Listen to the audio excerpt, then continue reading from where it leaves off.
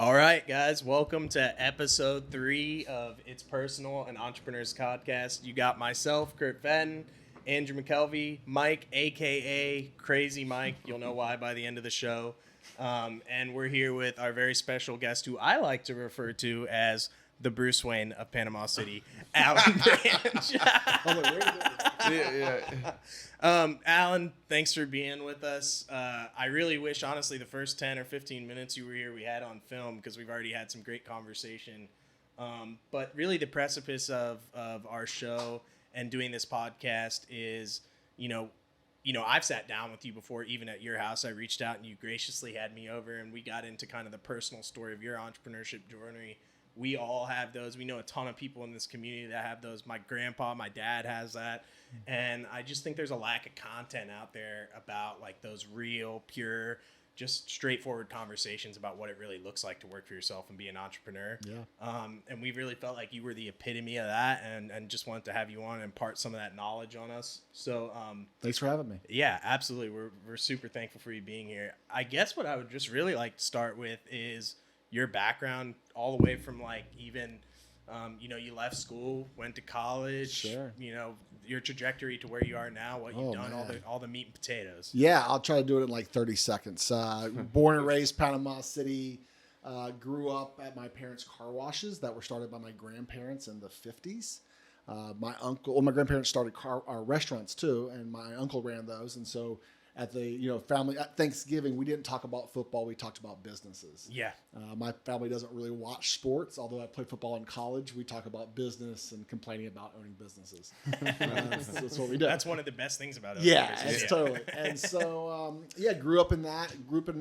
Working at the car washes. Grew up being in the office, watching my dad fire people and hire people and negotiate contracts and just deal with mad customers and all kinds of stuff like that. Played football in college. Met my wife. I was going to be a graphic designer. I actually wanted to be an art teacher and football coach is really what I wanted to be. Really? And then I realized that teachers don't get paid enough money. Yep. I don't like kids that much. Yeah. I like my kids. But. Different direction. Yeah, and so football got done, graphic designer. That was 2003-ish. People were like, this internet thing, what is it? You had graphic designers and you had computer people, but there weren't internet people. And so internet marketing, what's that? And what are websites for? And that was like all kind of, and I was really finding myself being nerdier than the artsy kids and more business-like than the nerdy kids, and kind of this weird middle ground of not really knowing who I was. Started building websites, just static. You need 3 pages and you're a dentist, or you're a car wash owner, or you're a dog groomer. That kind of morphed into building software online. People went from having desktop software to web-based software. Yep. And built a software company called Less Accounting with a partner. It was a small business accounting software product. Built that while doing consulting work still. We ramped up that business and sold it in 2016, and then started buying real estate. And now we own breweries and wedding venues, and I still do software business. I have 120 employees. And you're a in my co-owner software. in some restaurants and things downtown. Co-owner in too. restaurants, 2. We're doing a 3rd now. But I'm not really involved in the day-to-day in those businesses. Yeah. I'm more day-to-day in the software businesses, which is 120 employees and 3 products and $400 million worth of revenue, processing revenue. So most of my day is software stuff. So let's go back, because we were just talking about it before we started filming here. Let's go back to working at the car washes and your dad owning car washes. Tell us a little bit about that. Yeah, my dad, my grandfather too. My grandfather passed away before I was born. He passed away in 1961. My dad was 10, but was a phenomenal entrepreneur. Was creating drive-throughs before McDonald's was. And he was actually a really terrible man, a terrible dad, terrible father. Was creating car washes before they knew what car washes were. He was building the car washes, and no one even knew what car washes were. Yeah, before they were like this thing where they pop banks up on wouldn't every lend you corner. money on it. They didn't know, like, who washes their car. They wash your car at home, or you don't wash your car at all. And he passed away, and then my dad took over the car washes. My dad taught school for a little while, but my dad invented this sort of model of express car washing, along with Benny Alford in Baton Rouge. This sort of, you ride through yourself, you vacuum it yourself, kind of a difference from the full service model. And invented customer tracking for car tags through the car wash. Did that in the late 90s. Was in the USA Today and the Wall Street Journal for that. Never patented any of his ideas, just gave them away. He's like the car wash king. Because he was so open with what he was learning. So Yeah. I grew up with a family who we all talked openly about what we're doing. My dad's, all his friends in the car wash industry. And when I grew up as a homeschooler, going to car wash conventions, talking to grown men about their debt service and water tap fees and grandfathering of sign codes and stacking lanes. And they're like, who are you? You're 12. And you know about workman's comp insurance? Yeah. And that's what it takes. Yeah. And so I didn't realize that was weird. I thought most 12-year-olds talk about debt service to grown adults. But that was unusual. But my dad, he had cultivated this group of friends who were so open and would openly talk about how much I'm losing my butt on this or my ass on this and don't do this. And so I just have always been that way. I share what I learn. Yeah. That's all. And we did that with blogs and books. And so that's just been natural to me. So, what do you think it is like that's making car washes pop up all over the place now? Like, why? Because obviously back then you're saying it wasn't really like a common thing, but now like everywhere I turn, they're opening up a car wash like it's a bank. It was a mom and pop business. It was. It's very much the owner at the time. If you're an owner operator, you need to learn how to weld. I learned how to weld on my back in water when I was 10 years old, like welding the track back together when it had broken and served. But I was like, you got to get down there. And I'm welding on my back, you know. With safety gear, of course. No. I was driving customer cars on the track when I was 12. Like my dad's like, you look big. Just you look 16. Just drive on the track. And so, but no, it really is. You have investment money coming in, and there's with car washes, it's like restaurants. There's these management layers you need. And when you hit a certain size, you hit some economies of scale. Right. Yeah. Maintenance workers buying chemicals in the truckloads, those sort of things. And so it's just like building houses. The more you build, the cheaper all the stuff to put it it's together. really apparent in car washing too. So okay, cool. Yeah, and another thing that I wanted to ask you about too is with software. How did you make a transition from working in software to wanting to buy buildings? Like. Yeah, and I never really. I had owned 2 houses previously before buying real estate or investing in real estate, and I bought them at the worst times. Like I bought a house in Birmingham, Alabama, where we lived there, and we sold it 10 years later and broke even. Same goes to our house in Kings Point. I had never done good with real estate. I was like, I don't understand this thing. Yeah. But I got access. I told you guys I got access to. We were building a product called wealthfit.com. I don't even know if it's still alive, but it was through Fortune Builders, which is Than Merrill, who's like the original Flip This House series on TLC. They have this huge organization that sells real estate education stuff. And I got to watch all these videos that normally would be $20,000 or $30,000. I would just sit there and watch them. And then I started looking at areas of town, and I started talking to bankers about like, wait, who goes bankrupt? They were like, buy septic tank trucks. And I was like, really? Anyway, they're like, don't do real estate, buy septic tank trucks. I was like, okay, and porta potties. All right, anyways, yeah. So then I started studying other towns, and downtown was like this market that was $10 a square foot, and you couldn't buy a metal building at a paper mill for that. And I was like, why can you buy? And so we looked at downtown, we moved downtown, bought buildings. It's that ability to like kind of see past what it is right now. That's what is investing? Investing is trying to predict the future. Yeah. Right. And you're creating a story of like, well, I'm going to buy this thing or put money in this stock because I think it's going to go up because. And you're trying to look for low, undervalued assets, period, when you're investing. Whether you're buying antiques, stocks, or real estate. You're trying to go, what is the market not realize that there's value but there's value, and then what have other places done to increase that value? So you watch Flip This House, and they'd be like, oh, I put flooring in, but I saw other towns and saw how their downtowns were blighted just like ours, and what they did to revitalize it. And I was like, oh, we can do that. We can do that here. And those ideas, they don't keep you up at night at all. Oh no! Every building, every property I look at, I don't sleep the next night. I'm just like, it's terrible. But no, that's part of being a good entrepreneur is that sort of level of excitement, paranoia, whatever you want to call it, where you just love to grind on something. Yeah. What's tragic is when you see that grinder of an entrepreneur sell the business, and they're like, I'm going to start collecting stamps now. They just get fanatical and stamp collecting or trains or whatever it may be. And so it's that same grinder mentality. Yeah, it's like kind of like almost like being obsessive. Yeah, it really like is. To a degree. I feel like I'm pretty obsessive about it really is. I mean, sounds like an addiction to a degree. It is. You're perceiving all the possibilities. You have to assess all the possible setbacks, and your brain's going a mile a minute. Yeah. It is. My aunt had this huge PR company that worked with pharmaceutical companies when they would do drug launches. hundreds of millions of dollars of revenue. And she sold her company when she was like, the first time she sold a large stake of it, she was like 40 something. She sold the rest of it when she was 50. And she's like, don't ever sell your business.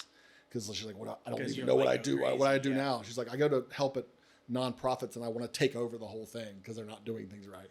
And so it's that grinder mentality. I struggle with that too. Like even about a year or two ago, like I was like, we're going to church, and I won't say what church, but and I was like, I want to serve. So I started serving in the cafe, and I lasted for like 2 weeks because I was like, I don't think my energy of trying to change how they do things is what the church needs, but I can't function in that chaos. Oh yeah. It's not efficient. There's no guidelines.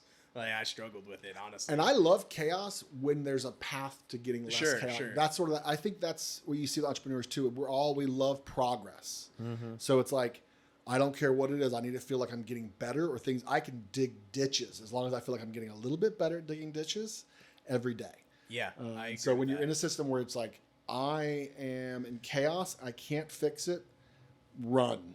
And nobody around me is trying to fix it. And nobody cares to fix it. Yeah. And so Yeah. that's why I'm like, I always say like a lot of people are just unemployable. I'm not a good employee. Yeah, no, I would So agree I'm like, with that too. I worked at a car wash in Gainesville and was going to school there. By the third week, I had them change all their pricing because I was like, you guys got to change the pricing. You got to start selling mat shampoos. And they're like, who are you? I'm like, my dad's this guy. And they're like, oh, we know who he is. And so I changed their whole bit. It still is that way now. Yeah. And so I same way. It's something you can't shut off to a degree. Yeah. So on that note, for someone who's, I guess like one of the big things we talk about here all the time is when you're building a business, new, old, changing it, whatever it may be, there's a lot of financial stress, obvious, that comes with it. You almost have to be able to turn your brain off to risk to a degree. You have to assess it and know it's there, but then you have to say, I'm not worrying about that. I'm moving forward. And a lot of times, like myself included, I failed at more things that I've succeeded at. Absolutely. I would say to some degree, I'm still in the midst of some of my failures as we're moving forward with other things that we're doing. Like, what is the things about, I guess I don't know, what I'm trying to say is, what are the things about entrepreneurship that like most people don't know, that if you were looking to get into it would be super good to be aware of? Yeah. And how do you stay motivated when something financially may not be paying off, but you know it's the right thing to be doing? Yeah. Because it's hard to live life without cash flow. Oh, right? it is. It's impossible. Yeah, that's founder's fatigue is really where you see people a year, 2 or 3 or 4, episode 20 of the podcast. That's when the fatigue hits, right? Yeah. It's exciting right now, but then when episode 25, you're like, or 30 and 100. I think people create these false hurdles in entrepreneurship. They're like, well, I can't do this thing until I have this tool or this workshop or this thing. And oftentimes entrepreneurship, the first version of the business, real estate's a little different, I guess, but certainly with restaurants and software and breweries, there's a small version of that. And you should almost be embarrassed of it. In software, they call it a minimal viable product or a proof of concept. And the goal is not to make money from it. It's just to see, If it do works. people want this thing? Do they like the marketing? And you're wanting to fail all these little things before you get to the big push. I mean, we like to talk about probably Tim Ferriss, 4 Hour Work Week. That really is a Bible on how to start a business. When he starts his supplement business, of how to test it, Tim Ferriss was testing supplements to sell before he had supplements. He was running ads to see if people could he pay for ads and That get would people work. that would work at the price range, the customer acquisition cost he could afford. There's all kinds of versions of that for most businesses. For my friends that own a product called Basecamp, if you ever heard of Basecamp, they actually built this piece of software and had a billing form on it. It was a subscription, 30-day subscription. They couldn't actually build a credit card yet, and they didn't have that. But they're like, if no one signs up for it, why do we care about billing people in 30 days? We'll just collect their card, and in 30 days, we'll see if the product works, if we can acquire customers. And so you should be embarrassed at the first thing. It doesn't take the world's greatest idea to make a whole lot of money.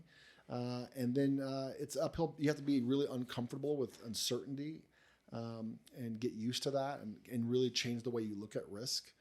Especially early on in the business, your time is worthless. Just you're saving money. You're trying to figure out all the systems, and people look to scale too quickly. I think in most businesses, all this kind of stuff. Yeah, I think honestly, like even on the latter part, like I think even with some of the businesses we're doing right now, to be completely honest, we were just actually talking about this morning in the conference room, is like, you can get so far ahead of like what it could be because we are builders and we have a vision for what it to be. But the most important thing, to your point, is like a minimally viable product. Can I get this sold? Can I do a deal? And if you can do that, then add layers to it. But if you build out something before you have the thing that sells or the thing that people want, then you're just spending money. Well, and most people don't realize too, they think, like, let's look at a restaurant. Restaurants don't go out of business like because they don't have enough customers. They have plenty of customers. They've overbuilt their systems to where their rent's too high. They have too much equipment. They've bought too much inventory, all those things. We did that.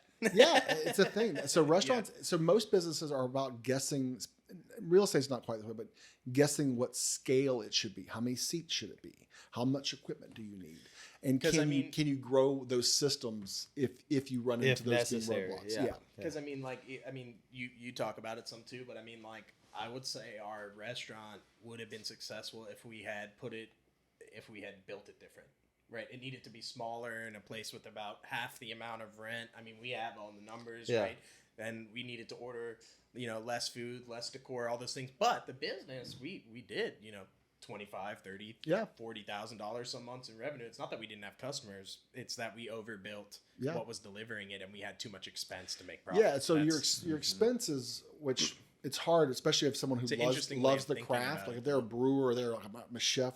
They want to overbuild their tools because they have this vision. They have this vision, right? And so but when all your expenses, people think those are oftentimes tools, but it really raises the bar of success of what revenue you have to bring. It raises what you have to chase. Even I would even go back to like wholesaling for a degree. Like our wholesale company, we do a lot of advertising right now, and I would say that adds pressure to us closing deals, right? Yeah, sure. Whereas like I think about 8 months ago when we started, what were we doing? We were driving around in my truck with the stupid door hanger that we printed up and cold calling people. And when did we close the bulkhead of our deals? At the beginning. And now we have all this complication that we've added. We're trying to manage all this lead flow, and we're struggling to do the same amount of deals, right? So I think that's point in case.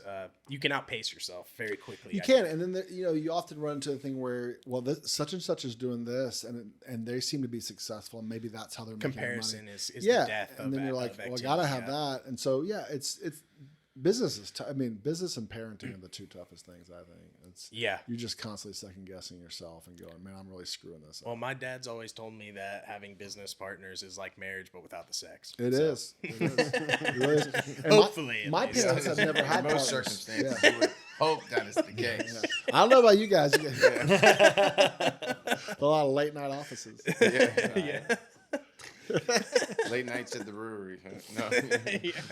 But it is. You have squabbles and egos, and I've done this way, or you particularly have a person who's had a bad relationship with a business partner before. My parents were adamantly opposed on me never having business partners, and I can't imagine not having one now. I don't have the energy to do everything. And take the brunt of all the questions and things, and so I want to play a small role in a bigger thing. Well, like, and it's very difficult. Like, all of us could say something about the other that's difficult to work with.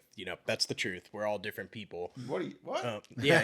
Mike especially. But Crazy Mike. But the truth is, like, Andrew knows a ton about construction, and he honestly likes being on a construction site. You're not gonna catch me building things. I'm just being honest. So I don't know how we would do a lot of the things that we do. I could do it, but would I enjoy it as much? Probably not. We play to each other's strengths to a degree. But yeah, I think it's interesting, a lot of the things you've been touching on, because we have kind of a unique model of how we do things here. Between we do find distressed properties for investors, we buy distressed properties and rehab them, and then we sell real estate as well. And now we're starting to build spec homes. But it is all making those things work in unison to a degree is difficult when you're trying to decide how much to scale it, how much to put into it before you have a customer base. There's a degree of marketing that it takes and networking and getting out there to be trusted. But then there's also an expenditure where it's a diminishing rate of return too. So we're trying to find that sweet spot daily, and it's hard. Well, and people look at most businesses and they go, "Wow, you're making so much money, you're expanding." It's usually like, it's the opposite. We're expanding, now we have no money. That's pretty much like, that's kind of like, ever since I I would say this. Ever since I decided to leave working a corporate job, I have money, but I'm cash poor personally, right? Like I have things that we do and we work all the time, but I would say that's the truth is most of the time you're going from success to idea until you get something that's super dialed in. My thing is I know that I can go from thing to thing without a lack of enthusiasm, although it may be tough, but you'll find the thing, right? But if you scale anything, it takes capital. So you may have been very successful, but if you want to make it bigger or try that, you got to risk capital and try to make it. And you really bigger. only need one opportunity to hit for you to be able to cascade your vision, your dreams, your desires into other opportunities and collaborate with other investors or other people. So, I go back to my chess days. I still play a lot of chess, but I lost probably 200 games to a chess master, and I only remember the one I won. It only takes one win for you to create that future and those dreams to come reality. So I think that's the core of entrepreneurship is the effort, the try, the vision. It is all just trial and error until you find your success level. So. Yeah, it's kind of like golf. I actually was talking to a friend about how golf courses are closing down, and we're talking about. I used to play a lot of golf. And golf is a game where you play 16 holes pissed off. Yeah. And you play 2 that keep you coming back. Yeah. That's true. Like just those 2 good shots or 5 good shots. You're lucky if you got 2 good holes. Yeah. If you're counting by holes, you're doing all right. Oh, yeah. I'm over here counting by strokes. Yeah. I got 2 good strokes. I got 110 strokes, and 2 of them worked out okay. Oh, yeah. That's We'll be back next week. That's the dream. That's the dream. Yeah, that sort of mentality of like failing and being able to get back up every single day when people are telling you how crazy you are and fail again until it works. Is that really trending? Are golf courses closing? Oh, Yeah. yeah. Oh, yeah. But why is that? I mean, I know I've not heard obviously that. the hurricane took some here. But Oh, is that yeah, like a across national America. trend? Even Birmingham, Alabama, where my father-in-law is, the golf course shut down. It has been shut down. I think they're reviving it now. But people bought golf course properties because they love the view. Yeah, they're turning the homes. It's like and D.R. Horton got into the ombre. yeah, That's what happened over well, here. there are also a few golf courses now where they're turning them into parks, and the people who bought on golf courses don't play golf, but they just love the open The green space, space. and they're like, "Oh, I'll pay an extra $500 a month to Just keep to this as a keep park." this, Yeah, yeah. Interesting. My kids can run around. yeah, I didn't Golf's know that. expensive. yeah. It takes a lot of time too. It takes a lot of time. It's a long sport. I mean, I guess that makes sense in today's instant gratification world. Yeah. Well, and golf I'll just used to go be to a thing Top- where business would get done too. Yeah, It's why not not just so go to much- Top Golf if I want to, Sure. mess around and And swing golf pickleball, balls. you can play pickleball. That's An pickleball. hour and a half, burn 1,000 We were just calories. talking about that. I've Can heard you it. believe that yesterday Mike looks at me and goes, "What's pickleball?" It's not on my radar. Obviously, I need to get back into exercise. Everyone's talking about it. It's not my thing, obviously, but it's intriguing. I have heard What about is this? that growth in pickleball, though. But that's interesting with golf. But makes sense. Yeah. I believe that. I had a prior profession, and you came up on my radar many years ago, and I didn't really know a lot about you or who you were. You were just this crazy guy who bought a warehouse and turned it into a residence. And then, it transitioned into the brewery. Tell us about all that and how that came about. Because for me, I mean, that's exciting. This, Bruce Wayne, type scenario. You're that guy. A lot of people. You live in the Batcave behind history class. A lot of people's perception of you, is this kind of quiet, but grandiose individual who has, I guess, opportunities, or his hand is involved in many different things. Especially in our city, like moving things forward. I mean, and just get into for one of my personal things, the rooftop video capturing the view of the water, dude. I mean, everybody is waiting with bated breath on what you're gonna do next. Even my wife. I mean, really? What are you dragging me into next? Yeah, my wife Seriously. too. Yeah. Yes, it sounds a lot more interesting than the reality of I think that's breweries. just humility, those, I don't know about that. I'm wearing gym shorts right now. Like I don't know how Bruce Wayne these socks are, but I'm wearing a Hoka size 16, and a hoodie with a Carhartt shirt that was like $11.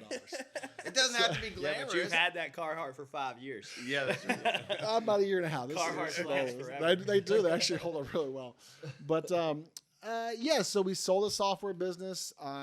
I said, let's get into real estate because I wanted my wife to have something that in case I passed away, she had something she could run.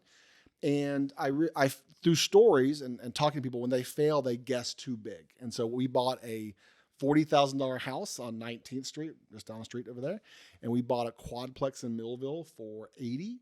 And we put about 40,000 into each as tests because I had never done a construction project in my life. I actually built a shed in my backyard. We had a blog for our less accounting product, which was targeting small business owners. And I built a shed in my backyard because backyard offices and sheds were becoming a popular thing. And we had like 280,000 readers on this blog and I needed content. So I was like, I'm going to build a shed and turn it into an office and write about it. Yeah. You know? And I didn't know what soffits were. I didn't know what 16s were. I didn't know. So I was like, I'd go into like Lowe's and be like, what's this? And they'd be like, you're an idiot. That's me. And that's my answer. Yeah. And so I wrote this whole blog series on how to build a shed. And people read it, evergreen content. And then, so I got a little bit of confidence in that. I'm like, oh, what's a header? What's house wrap? And so when we went to those construction projects, I had a little bit of knowledge and I knew I were going to make mistakes, but I wanted to make small mistakes before I made big mistakes. Yep. And at the time with that money I had, I could survive big mistakes, but I wanted, $2,000 or $3,000, $4,000 mistakes. I didn't want to have $80,000 mistake, $100,000 mistake. And those projects went through. So the story really is me doing these little tiny things that nobody notices to get confidence and skill and a little bit extra and be embarrassed. Yeah. Because how dumb of it would it be for me to go buy an apartment complex and not have ever even know what a soffit is? Yeah. That's like a recipe for, you should have lost your money, you idiot. You know who encourages you to do that?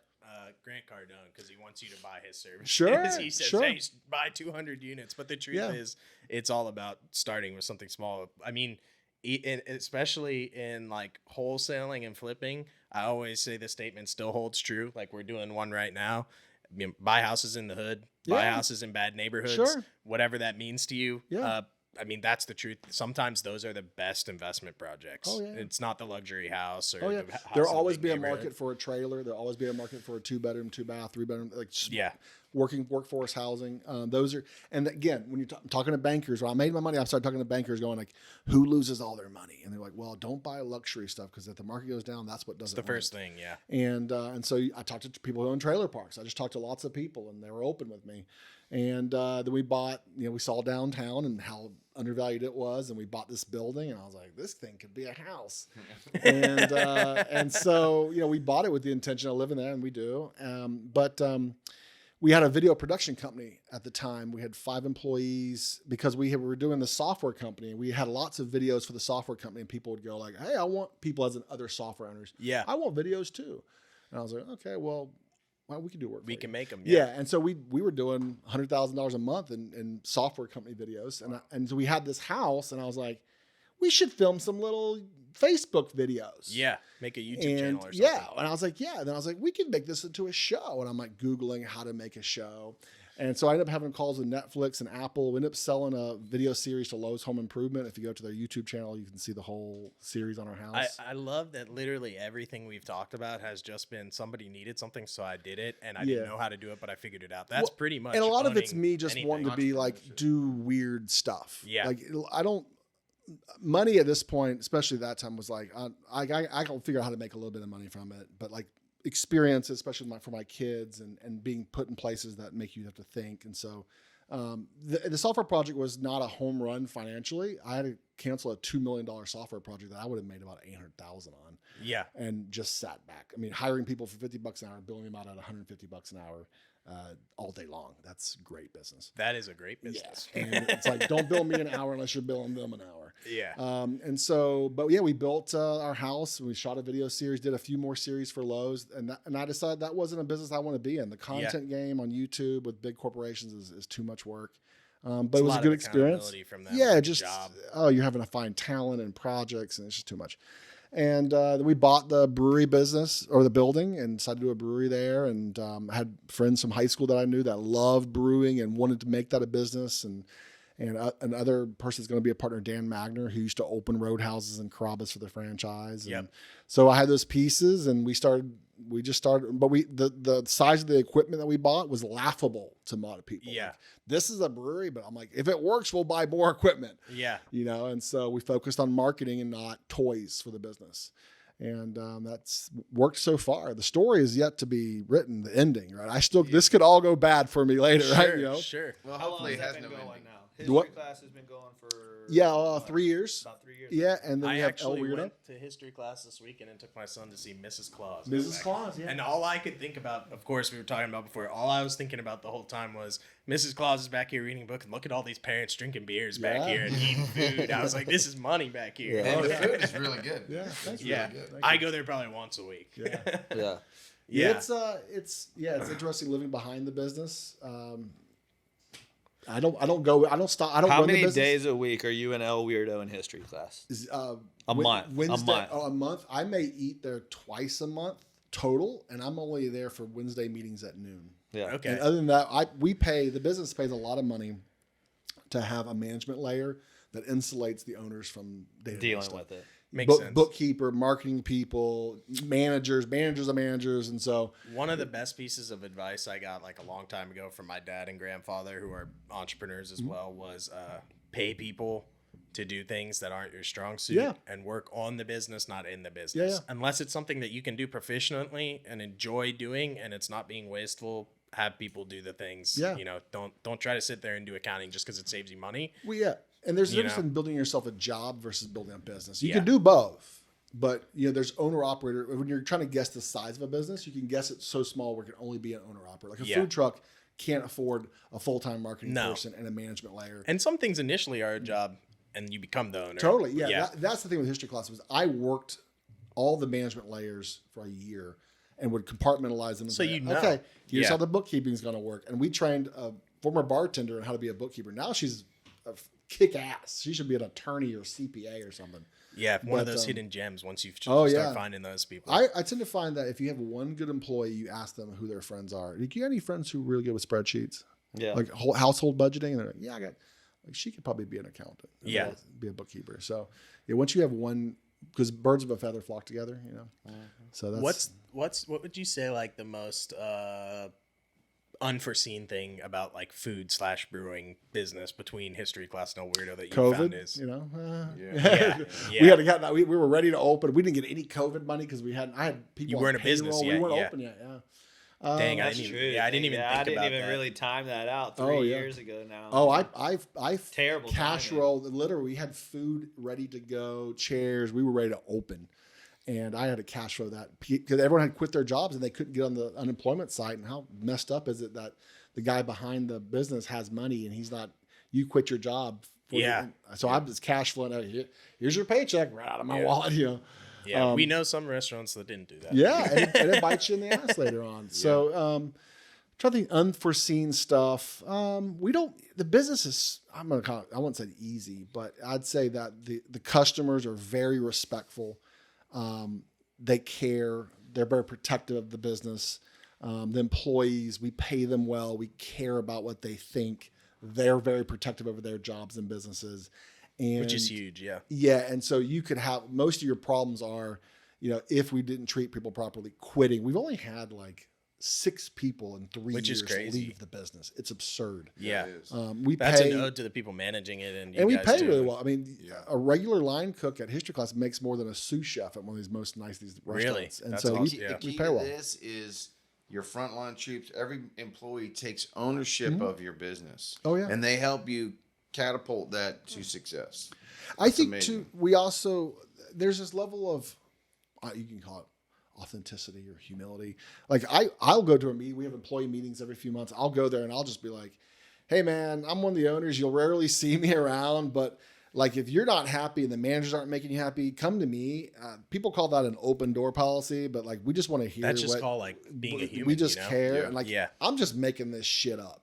Like, I was not anointed from the heavens on how to run these things. And so I need you to tell me. Need some feedback. Yeah. And Yeah. so like I think people like that. I'm just like, dude, I'm just a dude that wears crazy looking socks and gym shorts trying to figure out life. Yep. Amen. And I don't have it all figured out. And so let me know what we're not doing right. Yeah, I think And that's so so- important. I Yeah. don't know. But I'll say, I'll transition in if you don't mind. All of this experience, all of this interaction with the community, all of this energy and excitement has put you in a position to truly affect the lives of every single community member that, either visits, lives, works, plays in this area into a political realm, which I think is fantastic. Awesome. There's a quote in Braveheart that I'll try to remember, and I'll paraphrase it.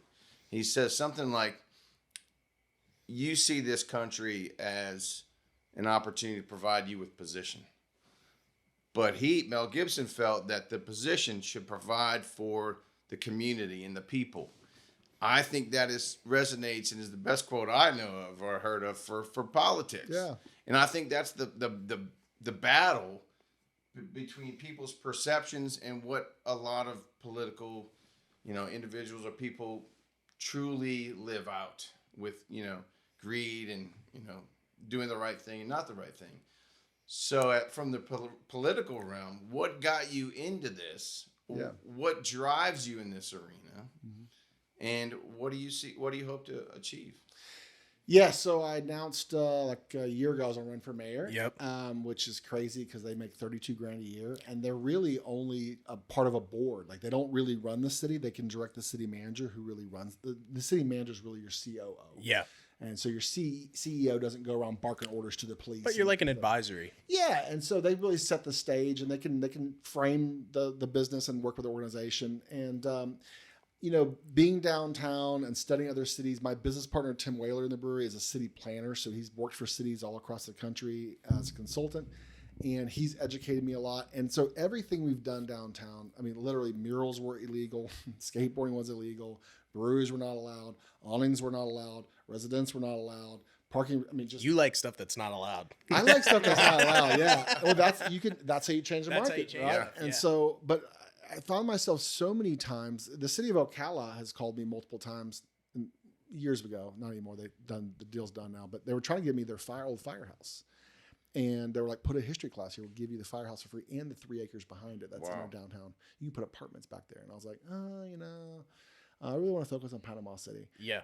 But dealing with them, I saw like, oh wow, they're like really collaborative in our city. I know all those folks there. I lived here, and they're not like this. They don't want us to do anything. Yeah, and so I always say like, and just people look at me now and they go like, well, he just gets. We have a social district downtown for open container now, which is huge. Yeah, and people go like, Allan just gets whatever he wants. I'm like, oh, dude, I used to have thick brown hair, and what I've had to do is like go to other cities, figure out how they do stuff, and bring it back here and go, here's how they do your job in another city. Can you be more like this? Yeah, and which has forced me to learn how to do these systems. And I tell people like, just like all the other stuff, you sat down, you figured it out. And so, I tell people like, if I have a hard time getting my building permits, figuring out how to do stuff in the city, and I know everybody there and I've got money, I live a block from City Hall, then God help the single mom trying to start a business or someone new to town. You're going to be like, there's a conspiracy theory out to get me. Yeah. But it's just a broken organization. And all government is broken.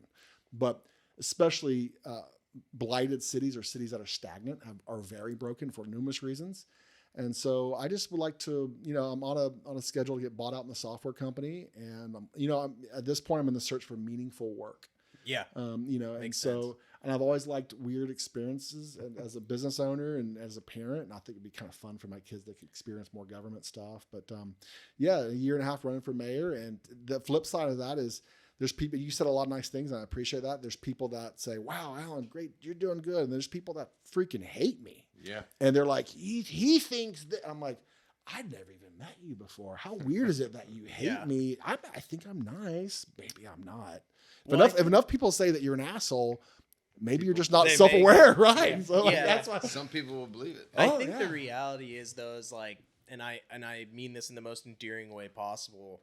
Whenever I have the most people coming at me or not understanding what I'm doing is the moment that I know I'm actually on the right path. Yeah. It takes a long time to know that. And it's difficult and it's kind of lonely, but there will be more objectors if the thing is right than supporters. And I think that's especially true in our country right now with politics and things of that sort. And it's a hard road to take, but totally. My dad, because we had businesses right out, kind of outside downtown, the car washes and restaurants. And so my dad's really seen downtown. And when I said, I'm going to move downtown and start buying buildings, he said, well, if you think you're going to change this town, you're going to piss off the right people.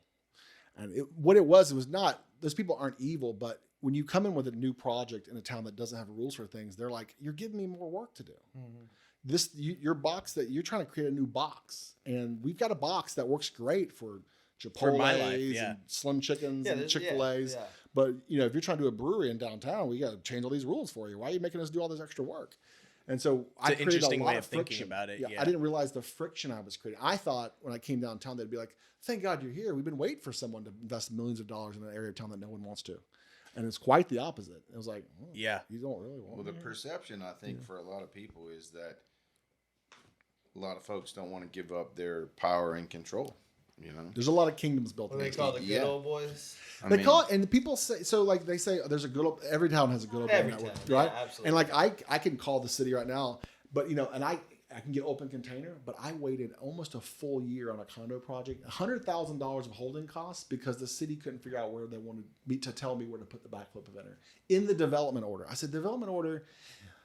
The development order is meant to check your project against the land development code. Doesn't matter where the freaking backflip eventer is. No. We can figure that out in permitting, or like let's get through the condo docs. Let's do and one so thing at a even though time. I can get open container and people think I can do whatever I want to, the city just cost me $100,000 in holding costs on a project that they've been begging me to do because they don't know their own systems. Wow. So like a normal investor would be like, you guys are terrible. I'm going back to Atlanta. Yeah, I'm out. We're going to Ocala. Right. It honestly takes They'll give me someone their stuff. Right. who has that personal connection to stick through it. It's all the stuff behind the scenes that people don't realize how much money and time and frustration just to do like a simple thing. I can tell you though, I appreciate it greatly. Yeah.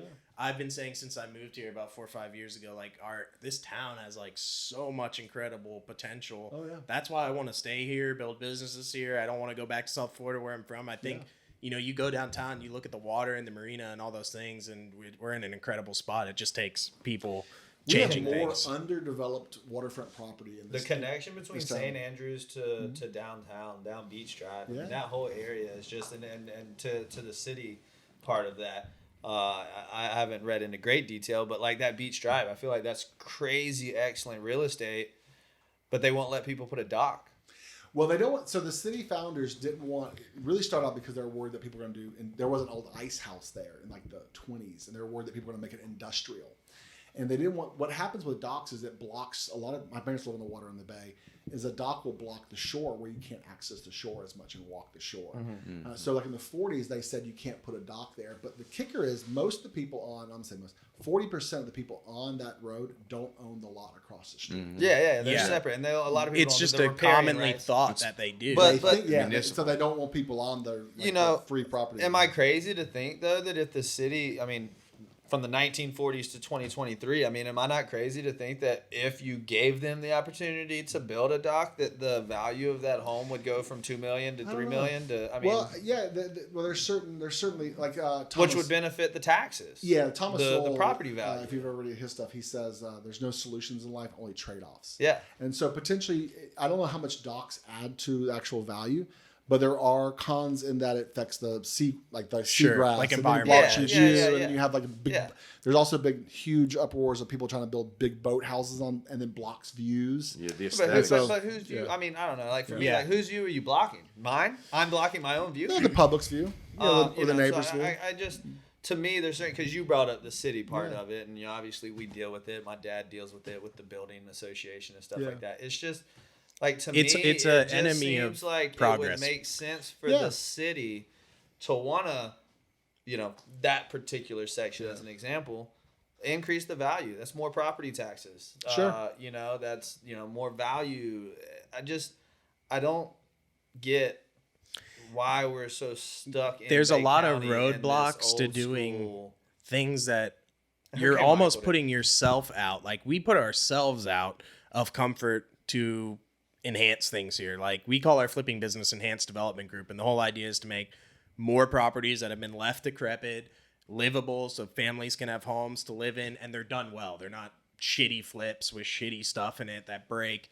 And same thing with the spec houses, but the amount when you start on that path here, I'm just being transparent. Like It's hard. It's hard. You're putting yourself out financially, and the roadblocks are immense. Oh yeah, But well, there's lots of little things to see. So like that is an item that should be surveyed for the public of like, hey, should we unwind this? Who on this road wants stock? Out of you 50 houses, you 50 people who own these properties, how many of you would build a dock? Yeah. Or how many would you accept the opportunity to build a dock? Sure. Yeah. You may not actually do it, but if we said, okay, the city's going to allow it, would 30 of the 50 homes say, hell yeah, we're doing it right now? Yeah. Because to me, if I was one of those homeowners, I'd be building that dock and selling, because 100. I know that being in real estate, there are people who will buy a $500,000 house or a $500,000 piece of property just because it has boat. Just to put a boat there. It could literally be a vacant lot. In Marathon, if people it's buy got boat slips for $350,000. Yeah. You know? Yeah, my parents have a dock with 4 slips, so I understand. Yeah. And you know, I had a guy, you know, same thing for me. I live back behind the old Kmart and CVS right there by the bridge. You know, I think that Big Daddy Lane and all that Linda Lane stuff back there, I mean, I think that's a gem waiting. Oh, yeah. I think that land value, the canals they've got back there, I think that's a development waiting to happen. Yeah. So, it's just, I don't know. Yeah, and what 10 years ago it was all like trailers. Yeah, Yeah. it still is. Yeah, And then, you know, I it was still just talking fills to in. somebody at an open house about that area weekend. He just bought a lot back there. But He's it's gonna sit canal on it. access, and that's what I was getting to. I had a guy who bought a trailer back there, and he only spent $200,000, but he got 47 feet of dock. Yeah. And he has access to be able to put 2 or 3 different boats. Well, and be I honest- said, you sit on this $200,000. You sit on this for 5 or 10 years and see what it's worth. Yeah, and the nice thing about a canal is the dock costs like $25,000. Correct. Yeah. As opposed to like my dad's, which is near the port. Where you gotta or stretch Beach Road. out. Oh, it's 200 feet out Yeah. there. Yeah, It's it's all- a $100,000 And garage. that may be part of the beach drive thing. Yeah, I mean, I maybe, think you it know, is. we don't have to get too deep So, on that particular aspect. Hate to cut off a good conversation, but we're running short on time here. So appreciate you coming. We're very excited, all of us here at least, for running for mayor. Yeah. I guess I would ask you this like one final overbearing question that you can lead us out with. If there's one message, personal, professional, doesn't matter, as long as it's real and true to you, that you would want to leave with people, you know, right now, especially, what would that message be? Well, that's a big loaded question. It is, yeah. And all these are usually either really generic answers or a projection of the person. Yeah. Right. Yeah. God, that's a tough one. I'll make it a long answer. So, I'll really project. I really wish, you know, when I'm a parent, my kids are 14 and 16 now, and they're at an age now where they'll remember stuff. Like when they're really little, you can go, I'll work 60 hours. They'll never remember this. But then there's this weird age where they get to be 4, 5, 6, 7, 8, 10, where you have to sort of like dial back the enthusiasm of the business, in my opinion, or if you can. And I really wish, not that I neglect, I mean, I worked from home and they saw me all the time. I've always had a hard time working at home with the kids and them running up and being like, hey, I got something to tell you. And me not be able to snap at it and be present. And I really wish I had worked on that sooner than later. Even now it's a struggle because I love working what I'm doing. And then they come and they're like, hey, let me tell you about wrestling practice. I'm like, 1 second, let me finish this email. Yeah. And so, you know, I guess I never really thought, people like to look at entrepreneurship as being like this super awesome thing. And it's really a trade-off. You're trading off a lot of your mind and your stress and your time and your presence and being a grinder of problems that most of us are. You're really that person of like, they're talking and you're like, I wonder if I put a porch on that house, and they're like, and Dad, hey, look at this picture. And you're like, and the porch could be like covered. you're not And, all- right. And that's the trade-off, really. Yeah. And we really glorify these entrepreneurs and spotlight them. And it really is a trade-off. And you kind of have to be a glutton for punishment and have to have either a wife or a partner or someone that tells you when to draw back at times. And it's just tough, man. It's not a perfect road. It's not a road for everybody. There's times I wish that I had just a 9-to-5 job and just could turn it off and go home and be happy with it. And sometimes I just love the grind. It's and so a day-to-day it's touch and it's a go. thing, man. And so just if you're starting as an entrepreneur, that's what the road that you're gonna have to take and get used to. And if you're already an entrepreneur, perhaps you go, oh yeah, I can understand some of those words if you're listening to this and feel a little more human. A lot of times I look at other people and I'm like, they got it all figured out and they have this work-life balance and I don't. And they're struggling with, I struggle with things that they don't, but I think we mostly struggle with the same stuff. Yeah. And it's a tough road. And so, just realize it's a I tough think road that's and a really forgive good yourself answer and and ask for help. Relatable. Yeah. So yeah, man, I really appreciate you taking the time. I know you got a busy schedule to come talk to us, and we're just starting this out, so we appreciate having someone like you willing to come talk to us. We'll do episode 50. Okay. Yeah. Episode that sounds good. Definitely come back for more. Yeah. 47 before. So that's episode 3 of It's Personal and Entrepreneurs Podcast. Thanks for being on, Allan. Thanks for having me.